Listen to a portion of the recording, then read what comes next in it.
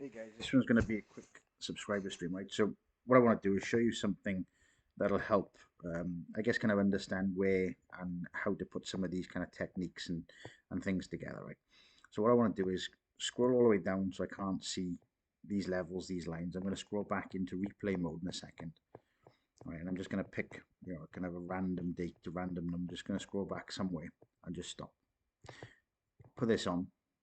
This takes me back to 2014. Okay, that'll do. Okay, so if obviously you start with things like Elliott wave, you get your bias, you know what we're looking for in terms of the Wyckoff situation on the top of an Elliott move or a distribution on the top, and obviously then accumulation on the bottom and so on.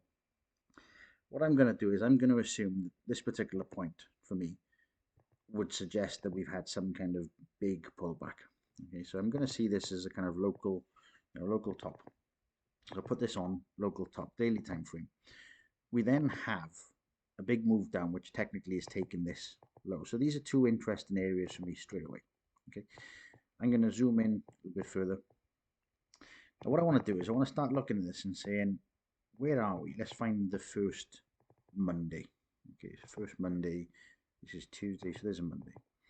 So if I look at previous week, we've clearly got Friday's low, right? So this is close enough for me for the low. We got Thursday, Wednesday, Tuesday, Monday. We got a localish high on the Monday. Okay, I'll change that color so don't get confused. We got a local high. We got a low. Now, technically, what we've done the Monday, Tuesday, this week, we've now taken the low, which means we've swept liquidity down low. We've now come back up, right? Now, where you start putting some of these things together, when you talk about things like fair value gaps, you start talking about auction areas and auction zones and so on. What you can see straight away is we've got a gap sitting there. Right, there's the first one. We've got liquidity just above that. We've got another gap sitting in there.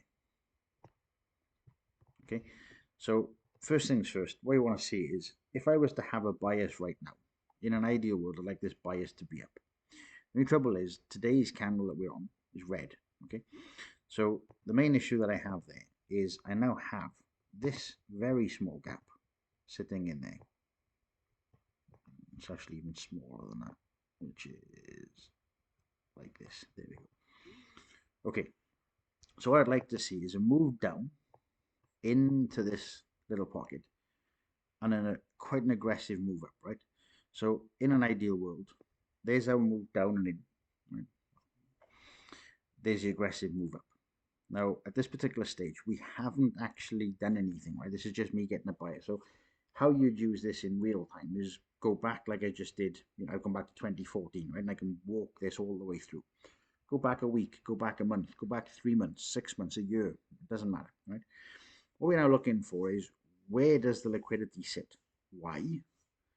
And what can we use this for in terms of the next level of daily bias? Okay, so one example, and I'm not saying this is what you go and do, and you wouldn't do this as easy as I'm showing here, right?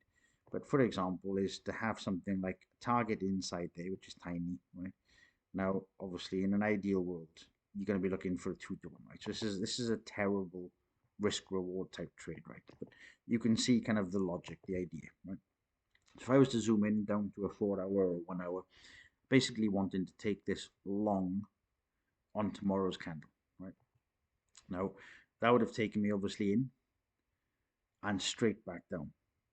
So at this particular stage, my question is, are we actually done with the liquidity to the upside? Well, the answer is clearly no, because there's some more stuff up here. But to do that, we're going to need some kind of pullback. So we then have clearly down low again, we have this last candle. This was the first area of the move. So this for me is kind of the last point of interest really. Now, technically there's a gap in there as well, right, which this candle covers the gap this side. So it's not really a fair value gap. It's a gap where you're likely to pull back to. It's going to be an area of interest to a degree. Now, if we don't, then we break straight through. We clearly have already identified next targets. So what we're now seeing is sweep one of the previous week. We've now got a new week, which is Tuesday, Wednesday, Thursday, and Friday. So we've got a high, which is sitting just slightly above, and we now have a low, which obviously takes us all the way down there. So I can put this one on as well. Right? Now, at this particular stage, are we likely to see a second sweep, or are we aiming to dart back? This one for me now is gone. So I'm kind of happy with that. Was a position we could have taken that, probably zoom into the smaller time frame. Now, one thing you can see straight away is we've actually got technically an ascending move up, something like this. Right? So what I'd like to see is another little dart up, ideally, followed by a bigger drop down. There's a dart up. Right? There's our big dart into the liquidity, which means this one's completely done with. We've come back into this zone, and we've come back down and closed all the way down.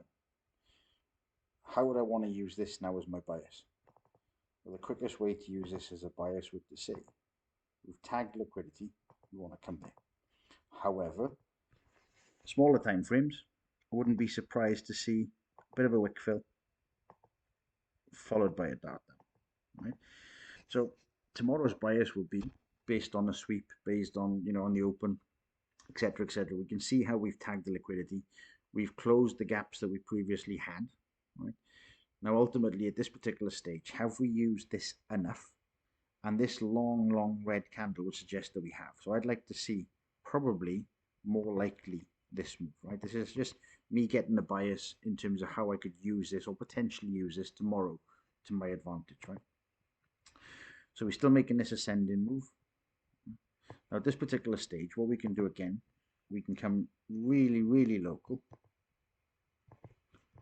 and look at situations like this. We could even do something like this and say, let's put a long on, right? And this long, would this long work? I'm just going to come just below it. Would this long work in my favor? It's only a 1-for-1, right? So it's a terrible trade. So I wouldn't take that, right? But this is the type of thing that you can look for, smaller time frames.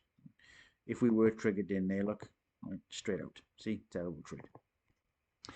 Understanding that we've had the bias, we've taken this high, we've created these kind of tweezer tops, which means we're more likely to search for liquidity down low. So again, using this as my daily bias, right? Ideally, I want this to take us down low into that level of liquidity. There we go. Okay.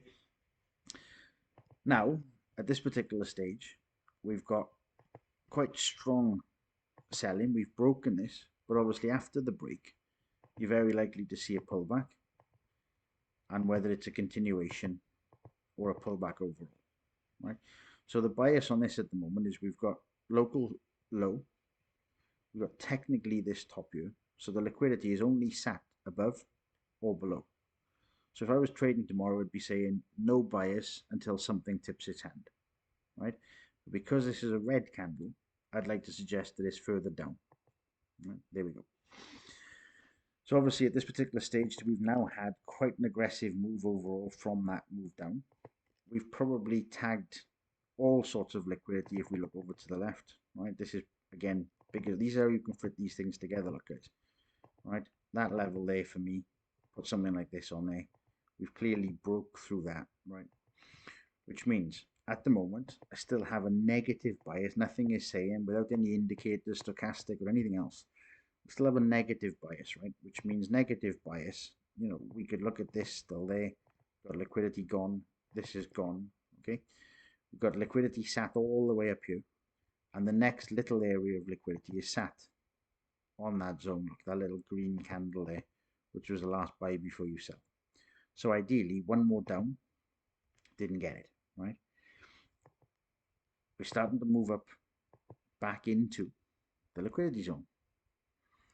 Is that enough for a pullback? Well, of course it is, because we've now grabbed some liquidity, right? So can you see how these things can be used to your advantage in terms of knowing what we're likely to do, on almost a daily basis? We've now ground up, right? We're creating this kind of ascending move. We've tapped liquidity, and we've got a red candle. What would I like to see on the back of a red candle? Ideally, I want to see this. this drop there, I want the price to come back in to potentially down here, right, this area there. There we go. The reason that it was going to come back into this area was not so much the gap, because it's not quite the fair value gap, but we are still relatively red, right? The only difference being is what I talked about previously with the candle stories, right? Is we've got this low, looks something like this. We don't need this one anymore, right?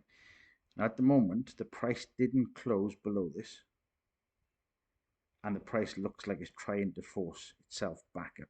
You know there's liquidity up high. So for me, this is the kind of area where you'd expect a little dump into this range to confuse everybody, creating a new lower low, and then a bigger move back up, right, in an ideal world. Right, so there's our dump into the zone, and there we start traveling straight back up. All right, so this was obviously just to show you, how you can utilize this, where you can leverage this, and I'll go over this in a little bit more detail again. But for tonight, it was just something really quick, just to give you an idea. All right. Hope you enjoyed this one. Thanks for watching, guys. I'll see you on the next one.